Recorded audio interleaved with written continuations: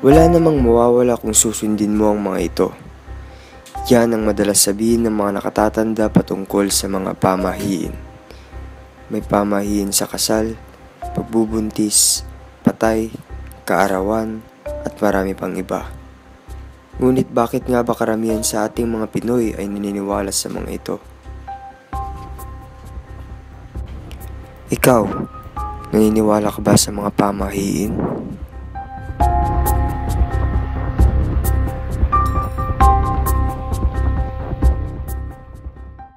Ang paniniwala sa mga pamahiin ay naging panunturan na ng mga pang-araw-araw na buhay ng mga Pilipino. Aminin man natin o hindi, malaki ang nagagawa impluwensya ng mga pamahiin sa usaping kultura, buhay, kasiyahan, kabiguan, o kalungkutan ng mga Pilipino. Halina kayo at samahan kami sa aming pananaliksik tungkol sa mga pamahiin. Naglibot-libot kami upang kausapin ang ilang mga tao tungkol sa kanilang opinyon sa mga pamahiin. Ilan dito ay mga estudyante, magulang at mga nakatatanda. So ate, naniniwala po ba kayo sa pamahiin or superstitious beliefs? Hindi ako naniniwala kasi meron kasi akong sabi ng mga tatanda bawal daw magwalis sa gabi. Tapos marami din akong mga natutry na gano'n ng pamahiin na wala namang nangyayaring iba. Parang ordinary na day lang. Naniniwala ka ba sa pamahiin?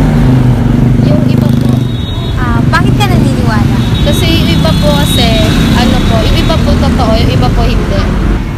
Katulad po ng pag New Year po, maglalagay po ng kahit barya po sa bintana or kapag New Year po yung maglalagay po ng 12 na fruits sa table. Ano sa tingin mo bakit ginagawa yun? Siguro po para po yung iba po maniwala or hindi ko sure kung maniwala or magtaka lang po na yun. Maniniwala po ba kayo sa pamahiin? Opo. Pwede po ba kayo mag-share kahit isang pamahiin na alam mo? Pag sa Christmas na kapag Christmas Day, bawal magwalis kasi na parang nilalabas mo yung grasya na pumapasok sa iyo.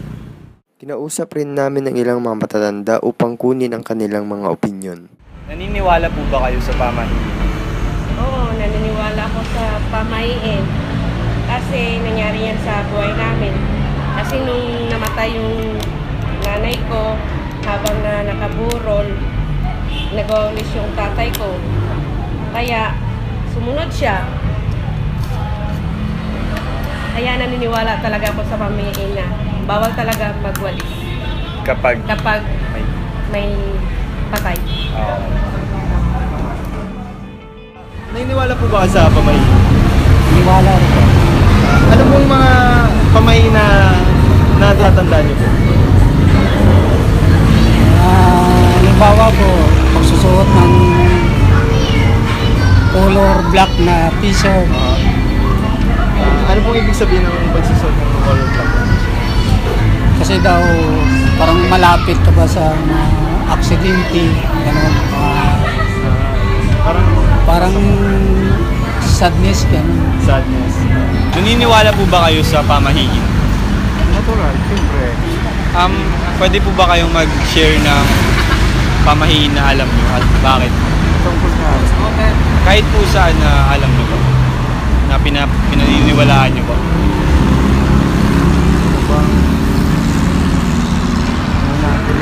tungkol sa patay, ganon? Sige po.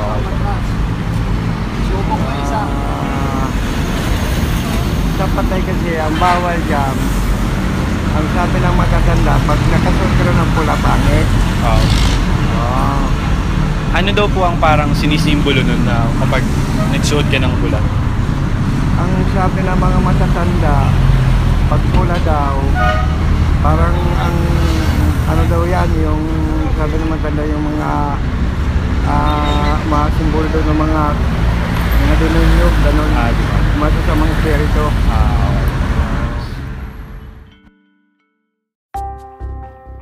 Base sa pakikipag-usap namin sa ilang mga residente, masasabi naming karamihan sa mga Pilipino ay naniniwala pa rin sa pamahiin. Hatiman ng mga opinyon natin, kailangan nating isaisip na mga pamahiin ay walang basehang paniniwala at hindi dapat natin iasa ang buhay natin sa pagsunod sa mga ito. At dito po nagtatapos ang aming pananaliksik tungkol sa mga pamahiin. Ako po si AC. Ako po si Ivory. At ako naman si Sandro. Maraming salamat po.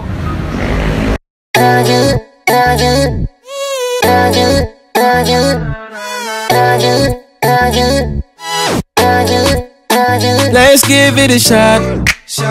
You and I on the court. Time ticking on the clock.